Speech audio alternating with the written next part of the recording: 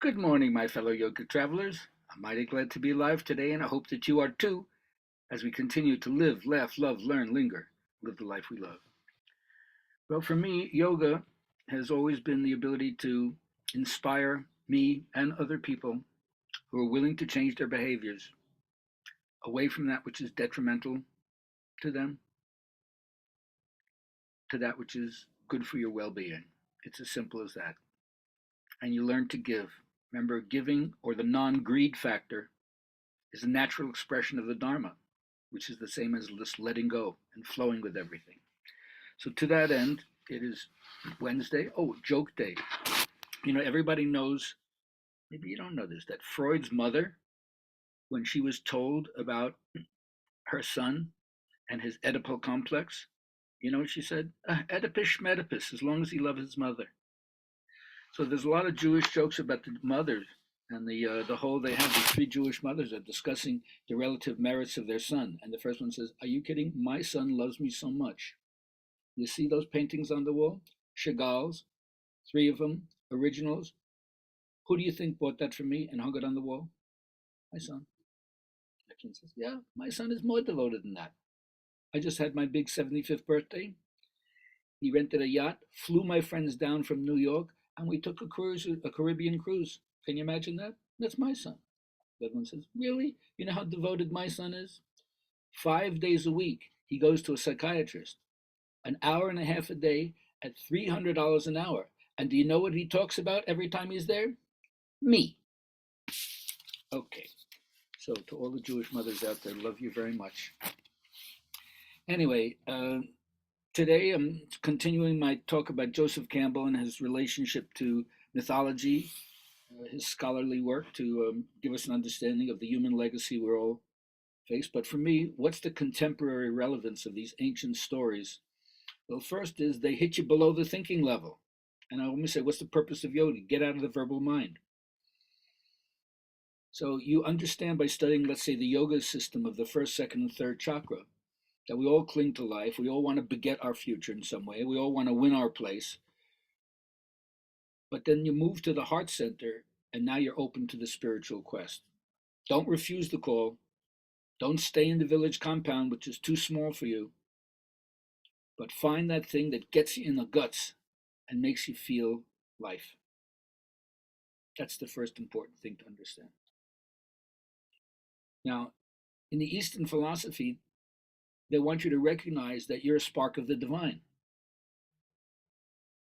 But in the Western tradition, the idea of accepting your life as the divine within, it's kind of almost like a blasphemy.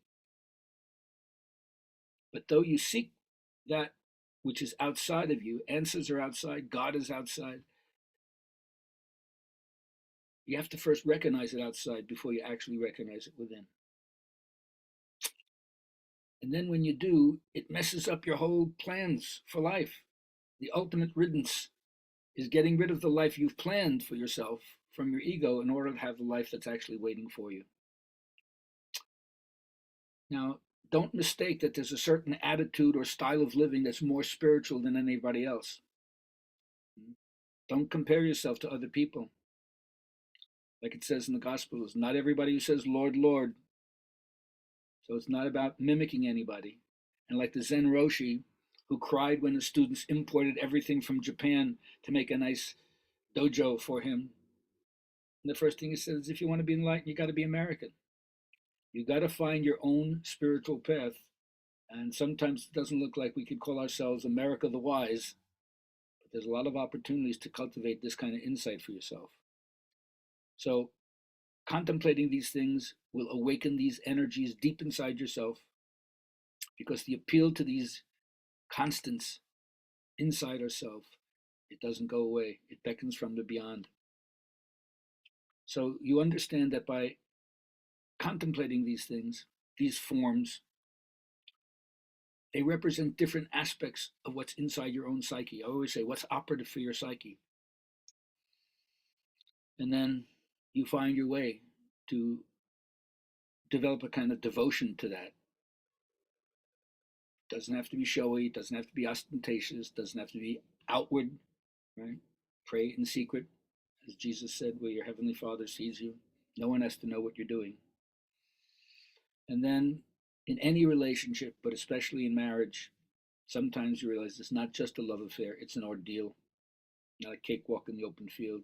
You got to yield time and time again to giving to the relationship, not to the other person per se, too much ego, but to the relationship that you're building together, which is life fostering, life enriching.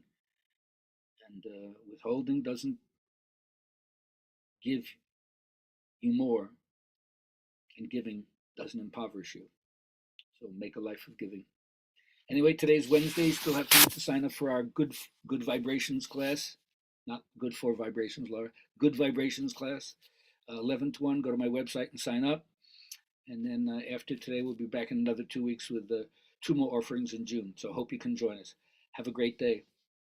Oh, and by the way, I'm also doing a Shiva workshop this Saturday from 2 to 4 at the Chai Yoga Shack.